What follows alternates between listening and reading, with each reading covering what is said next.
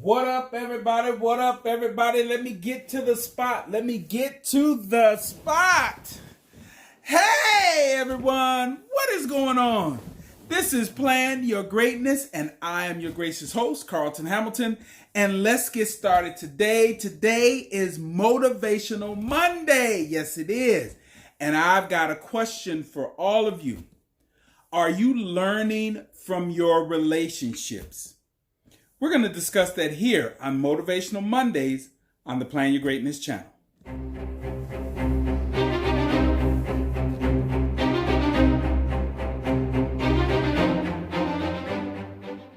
Hey, we are back. This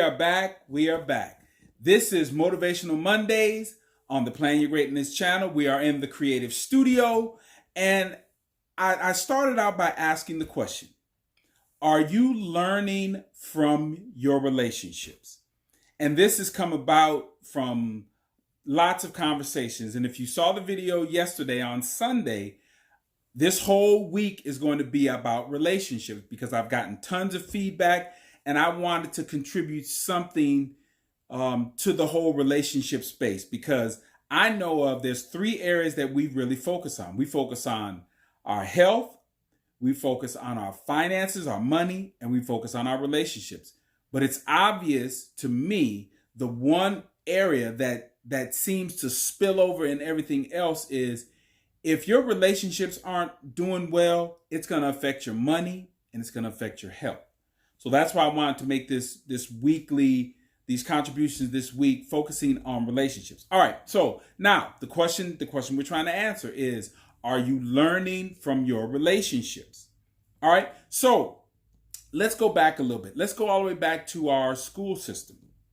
Now think about it. If anybody can remember going from pre-K to kindergarten to first, second, third, all the way up to completing a high school diploma, they don't move you along unless you have some sort of mastery about the prior year classes. That's just the way it's set up. Why would you put somebody in second or third grade if they've not mastered first grade? It's just the way the stair-stepping system operates. We don't do that. Now, they did come up with this little crazy thing where it was like No Child Left Behind. It sounds great. Oh, we're going to really... No, but they weren't preparing the kids for the next level. They were just moving you along like a conveyor belt. And then by the time you got out of school, you've graduated with your peers, but you know absolutely nothing. Can't fill out an application, don't have the basic skills to do anything. So it was an absolute disaster. Now, one of the other things that comes to mind is my professional baseball career. When I signed my contract, they sent me to the lowest level of competition because I was only 18 years old and I barely played 1 year of college. So it would have made no sense to, even though I had the physical arm talent of more major league players at that time, they weren't going to just throw me up there and just say, hey, you got the talent, have at it. No, they put you at the lowest level of competition. They see how you adjust and play. And then when you dominate or you have mastered it, then it's time to move up to the next level. Because what we end up doing, and again, let's go back to the top. Are you learning from your relationships?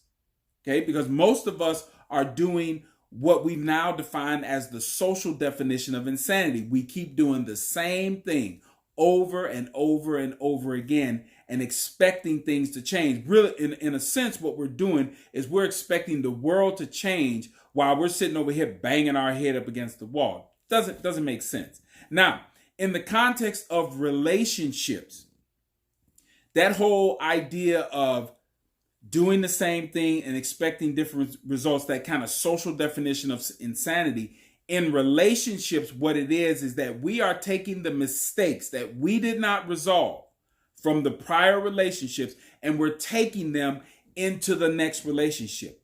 And that typically crashes and burns. It never works out because I have a saying. I said, until we learn, we'll be crying in the next relationship. So just think about that. Until you learn from the mistakes you've made before, you're going to always be crying. And I've seen this from just watching my kids and other people.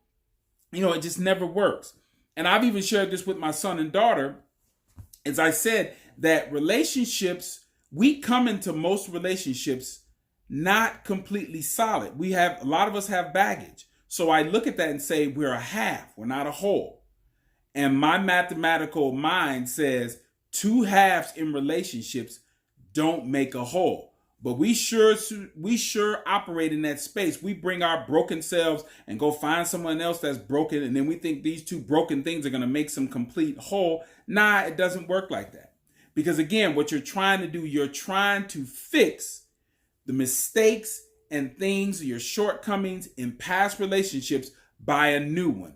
And typically, if our mind has not adjusted, we're just taking in the garbage into the next relationship. And then we try to move this garbage around in this new relationship. And we do nothing but just create more problems. And so I've come to the understanding that when we are looking at relationships, we have to take them with this strategic formula. We have to be 100% aware of the relationship that we're in and every component that interacts with that.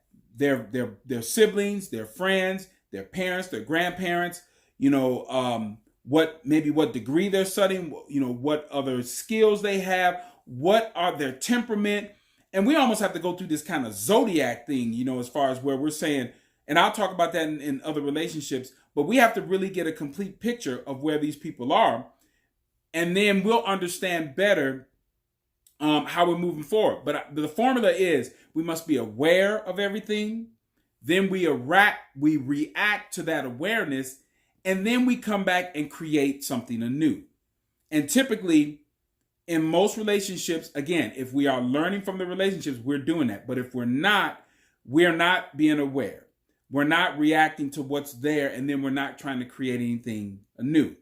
And so when the relationship ends, because when we're in these younger relationships, we don't know what we're doing. And so we get in and out of them quite quickly because we don't know how to make these adjustments. So understand this, that when a relationship ends, we should be taking almost like an exit interview. We should say, okay, this worked, that didn't work, this worked, that didn't work. Take all the things that worked and then discard all the things, not necessarily discard all the things, but learn from the things that did not work and make sure you are not bringing them into the next relationship. Because there is statistics out there that say that the domestic violence, the time where the relationships are the most violent is at the separation. And I completely agree with that, because now if you've come into a relationship and you're not whole, then what happens is if that relationship starts to crumble, this is what's going to happen. You are now going to be scared. You're going to think somebody abandoned you. You're going to start looking at your self-esteem, your self-worth, your insecurities, all your fears, your fear of loss. All that stuff is going to come back to the surface, and you're just going to be devastated that somebody is going to leave you out there in the cold. And it's really not somebody leaving you out there in the cold. It's that they're growing. They just realize, again, that you are learning from your relationships. And once you learn, then you can pull the trigger quickly.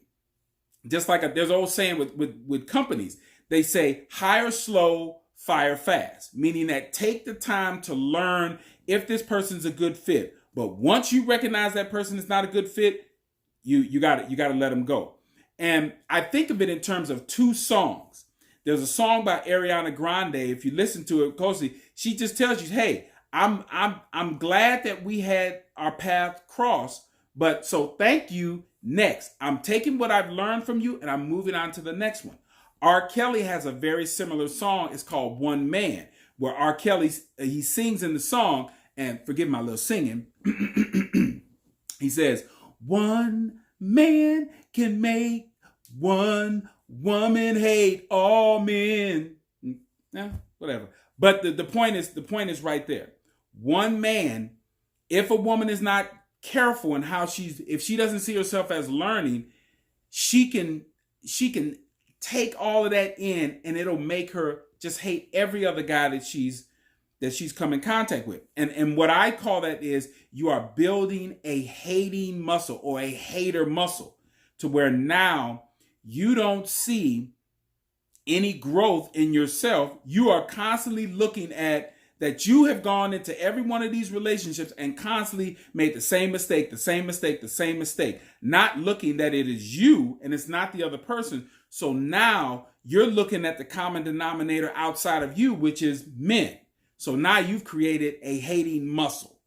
And so that doesn't move you to the next level, because there's the understanding that if anybody is going to move from one level to the next, you have to become extremely, excruciatingly uncomfortable with the level that you're at. Because if you think about that, there are people that you see are absolutely 100% comfortable with the raggedy situation that they're in, so they never move. You've got to be so uncomfortable. You've got to be skin cutting, bullet getting shot by, excruciatingly, painfully uncomfortable in your situation, where then you'll make the change. And when you see that and you start doing that, you are absolutely 100% planning your greatness. All right. So here is the call to action on this. I want you to look at your relationships and look at what isn't working and make an assessment of that. And if it's too much that isn't working, you need to move on. Take the things that you that were working, but get rid of the other things. Do what they call like an exit interview or debriefing. Like when companies let people go, they want to hear, hey, what would work? What didn't work? Basketball, professional sports teams do that. At the end of every season, they have what is called an exit interview, because they want to say, hey, what worked, what didn't work, because they're constantly trying to get better and build. And so when you do that, let's just say you do that over the next 30 days, you really take a serious evaluation of what relationship you're in, and look at the things that are working, look at the things that are not working. Whatever's not working, man, get rid of it. And if it's the whole relationship that ain't working, it's time for you to move on. But take the things that work, and move on to the next relationship. Now, as I end with every video, hit the like button, hit the share button, hit the subscribe button, hit the notification bell. We're on Instagram, we're on Twitter, and as I end with every one of my videos, plan your greatness. Coming straight to you from the creative studio. Again, plan your greatness. You know why? Because no one else will. I'll see you all next Monday. Young boy Motivational Monday. Was all alone. No one knew he was home.